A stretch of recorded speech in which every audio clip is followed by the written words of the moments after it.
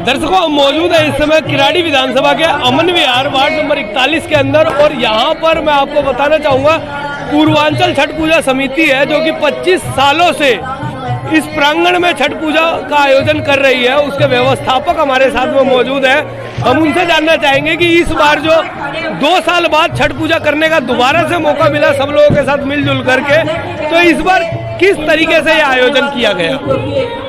कम से कम इस जगह घाट पर 15-20 साल से हम लोग छठी मैया को अर्घ करते हैं जी, और समिति के तरफ से सभी सहयोगी चलता है यहाँ पर।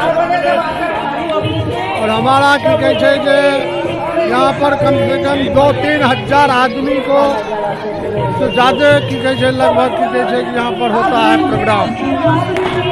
और कहने का मतलब ये यहाँ थोड़ा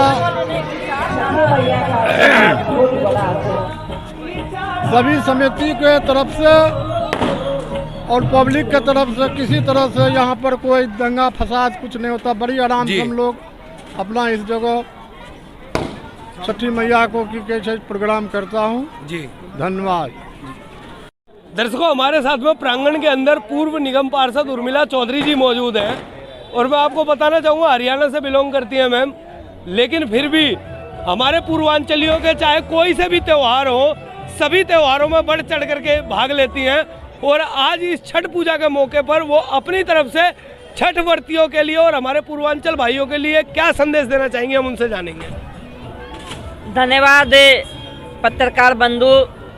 मैं छठ मैया के पावन पर्व पर जी आपको भी, मीडिया को भी और सभी पूर्वांचल भाइयों को छठ मैया की ढेर सारी शुभकामनाएं देती हूँ, बधाई देती हूँ, और छठी मैया से प्रार्थना करती हूँ, हे छठी मैया मेरा अगला जन्म पूर्वांचल में हो, ताकि मैं विधि और नीति के साथ पूरी परंपरा के साथ छठी मैया का इसी तरीके से व्रत रख सकूं, ताकि पूर्वांचल के भाई जैसे जिस तरीके से पूर्वांचल ने मेरा बढ़ चढ़ कर सहयोग दिया था, हम कॉलोनी वासी हैं, सदा कॉलोनी के रहेंगे।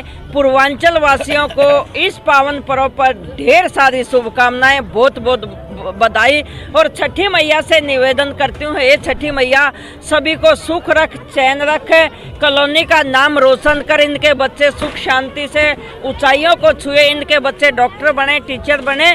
सभी कॉलोनी वासी मैं दोबारा से छठी मैया की जय।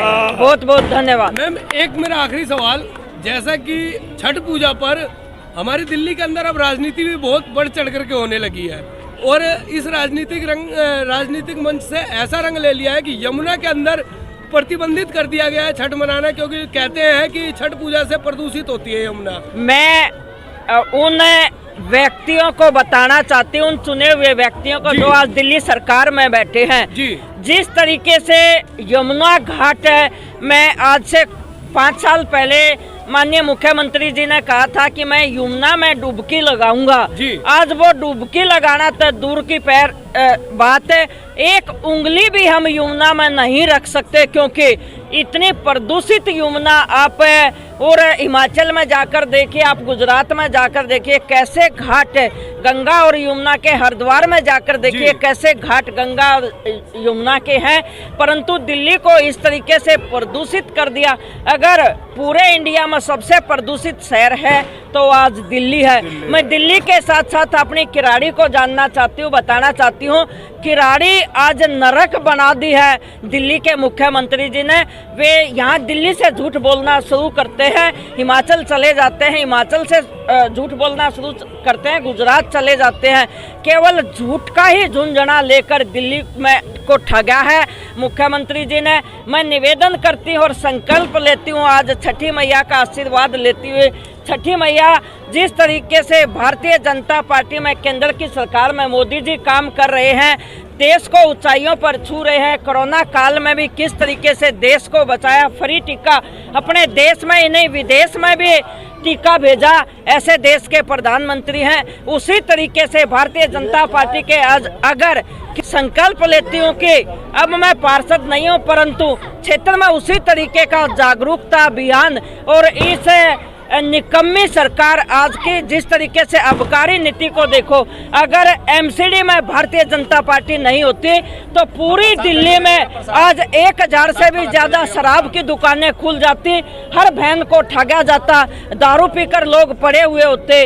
आबकारी नीति को भी मेरे एरिया में भी एक ठेका स्टेशन पर, आप पत्रकार बंधु चंदन जी जानते हैं, एक ठेका खोला था स्टेशन के पास में, मैंने उस ठेके को बंद कराया क्योंकि बहनों को और अपने युवाओं को रोजगार दें, उनको धंधा दें। शराब की नीति को लेकर मतलब बच्चों को खराब न करें। हमने जिस तरीके से एमसीडी में उनका प्रदर्शन किया तो आबकारी नीति को, शराब की नीति को वापस लिया, एक के साथ एक फ्री बांटा। अगर वो इतनी अच्छी चीज़ थी तो फ्री बांटते तो दूध बांट दो, फ्री बांटते तो घी बांट दो, फ्री बांटते हैं और चीज़ें बांटो, परंतु दिल्ली को ठगो मत, किराड़ी को नर्क मत बनाओ। धन्यवाद। धन्यवाद।